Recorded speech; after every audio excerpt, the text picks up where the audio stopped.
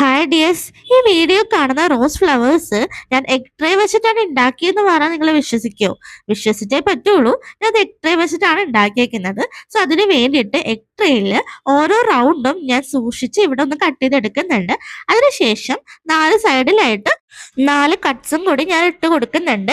ഇനി ഇതിൽ നിന്നാണ് നമുക്ക് പെറ്റൽ ഉണ്ടാക്കി എടുക്കേണ്ടത്. സോ ഞാൻ ഓരോ പാർട്സിൽ നിന്നും ആ ഒരു പെറ്റൽ ഷേപ്പിൽ റൗണ്ട് ആയിട്ട് ഞാനൊന്ന് കട്ട് ചെയ്തെടുക്കുന്നുണ്ട്. ഇനി നമുക്ക് ഒരു ഫ്ലവർ ഉണ്ടാക്കാൻ വേണ്ടിയിട്ട് നമുക്ക് 2 സർക്കിൾസ് ആണ് വേണ്ടത്. സോ ആ ഒരു ഓർഡറിൽ ഞാൻ ഇവിടെ സ്റ്റിക്ക് ചെയ്ത് കൊടുക്കുന്നുണ്ട്. B7000 ഗ്ലൂ വെച്ചിട്ടാണ് സ്റ്റിക്ക് ചെയ്യുന്നത്. ഇനി സ്റ്റിക്ക് ചെയ്തെടുത്ത റോസ് ഫ്ലവേഴ്സ് ഞാനൊന്ന് റെഡ് പെയിന്റ് ചെയ്തെടുക്കുന്നുണ്ട്. നമ്മുടെ ആക്രിലിക് പെയിന്റ് ആണ് യൂസ് ചെയ്യുന്നത്, ഫെവിക്രിലിന്റെ. നിങ്ങൾക്ക് ഇഷ്ടമുള്ള ഷെയ്ഡ് നമ്മുടെ റോസ് ഫ്ലവേഴ്സിന് കൊടുക്കാവുന്നതാണ്. അതിനുശേഷം പെറ്റലിന്റെ ഷേപ്പ് വരാൻ വേണ്ടിയിട്ട് ഞാൻ ഗ്ലൂ ഗൺ വെച്ചിട്ട് ഒന്ന് സ്റ്റിക്കും കൂടി ചെയ്ത് കൊടുക്കുന്നുണ്ട്. ഇത്രയും ചെയ്ത് കഴിയുമ്പോഴത്തേക്കും നമ്മുടെ റോസ് ഫ്ലവർ ഇവിടെ റെഡി ആയിട്ടുണ്ട്. എന്നാലും ഒന്ന് ബൊക്കെ ഷേപ്പിലോട്ട് ആക്കാൻ വേണ്ടിയിട്ട് ഞാൻ നമ്മുടെ ബൊക്കെ ഷീറ്റ് കോൺ ഷേപ്പിൽ ഒന്ന് ഫോൾഡ് ചെയ്തെടുത്തിട്ടുണ്ട്. അതിലേക്ക് നമ്മുടെ ബാലൻസ് വന്ന വേസ്റ്റ് പേപ്പേഴ്സ് ഒന്ന് ഫിൽ ചെയ്ത് കൊടുക്കുന്നുണ്ട്. എന്നിട്ട് നമ്മുടെ ഗമ്മും കൂടി ഇട്ടിട്ട് ഓരോ ഫ്ലവേഴ്സ് ആയിട്ട് ഞാൻ അറേഞ്ച് ചെയ്യുന്നുണ്ട്.